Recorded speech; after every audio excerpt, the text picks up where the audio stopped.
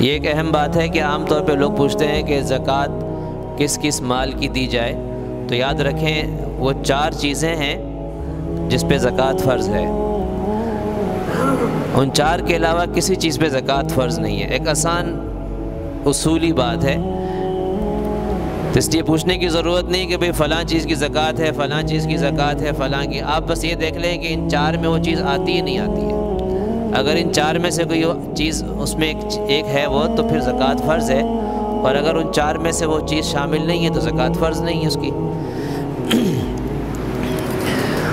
سونا ہے، اور دوسرے نمبر پہ چاندی ہے، تیسرے پہ کیش ہے، نقد رقم، اور چوتھا تجارتی مال ہے۔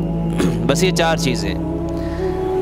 اب یہ پوچھنے کی ضرورت نہیں کہ بھئی میرے پاس گاڑی ہے اس پہ زکوٰۃ فرض ہے یا نہیں ہے، مکان ہے اس پہ زکوٰۃ فرض ہے یا نہیں۔ اب دیکھ لیں گاڑی نہ سونا ہے، نہ چاندی ہے، نہ کیش ہے، اور آیا وہ تجارتی مال ہے یا نہیں، یہ دیکھ لیں۔ اگر نہیں ہے تو زکوٰۃ فرض نہیں ہے اس پہ۔ 1 گاڑی ہے، 2 گاڑی ہے، 10 موٹر سائیکلیں، ان 4 میں سے اگر وہ چیز نہیں ہے تو اس پہ زکوٰۃ اس کی نہیں ہے۔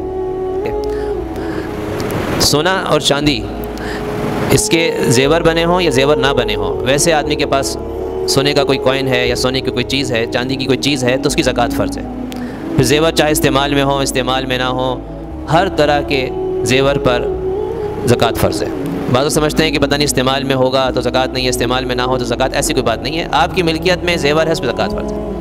تیسری چیز کیش، نقد ہے، تو نقدی آپ کے پاس چاہے استعمال میں ہے، کوئی پوچھتا ہے کہ ابھی ہم نے مہینے میں جو استعمال کرنی ہے رقم وہ اپنے پاس رکھی ہے، اب اس کی زکوٰۃ فرض ہے، اس کی زکوٰۃ فرض ہے، اگرچہ آپ کو پتہ ہے کہ مہینے کے آخر تک نہیں بچے گی، یا بینک میں رکھائی ہے، کسی بزنس میں آپ نے انویسٹ کیا ہے اس کو، یا کسی کو آپ نے امانت کے طور پہ دی، کسی کو آپ نے قرض کے طور پہ اپنی رقم دی ہوئی ہے تو اس کی بھی زکوٰۃ فرض ہے، جس کے ملنے کی امید ہے۔ ایسے ہی اگر کسی کی کوئی فیکٹری ہے، اس فیکٹری کے اندر مختلف چیزیں ہوتی ہیں لیکن ہر چیز کی زکوٰۃ نہیں ہے۔ فیکٹری کی بلڈنگ ہے، فرنیچر ہے، مشینری ہے، اس کی کچھ اپنی گاڑیاں ہیں، ان چیزوں کی زکوٰۃ نہیں ہے۔ جو فیکٹری کا مالک ہے اس میں ان چیزوں کی زکوٰۃ ہوگی جو مال بیچنے کے لیے وہاں پر موجود ہے۔ وہ مال یا تو تیار ہو رہا ہے یا بالکل خام شکل میں ہے، ابھی اس سے بھی تو کچھ تیاری نہیں لیکن اس کی بھی زکوٰۃ ہے، یا وہ تیاری کے مراحل میں مختلف پروسیس میں ہو، یا وہ تیار ہو چکا ہے، اس کی زکوٰۃ فرض ہے۔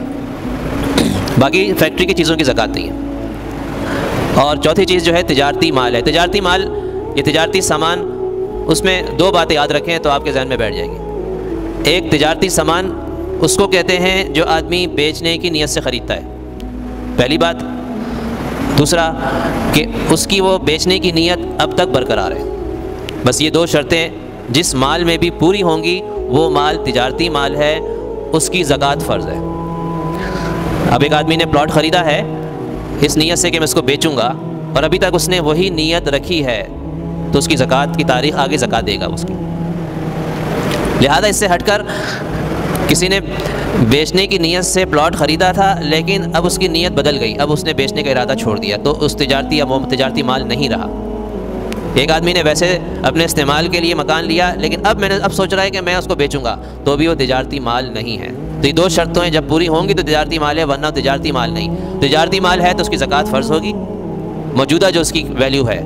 مثال کے طور پر پہلی رمضان کو آپ زکوٰۃ دے رہے ہیں تو پہلی رمضان کو آپ دیکھ لیں اس کی کیا ویلیو ہے، اس دن کی ویلیو جس قیمت پر وہ فروخت ہوگا اس کی زکوٰۃ آپ دیں گے 2.5%۔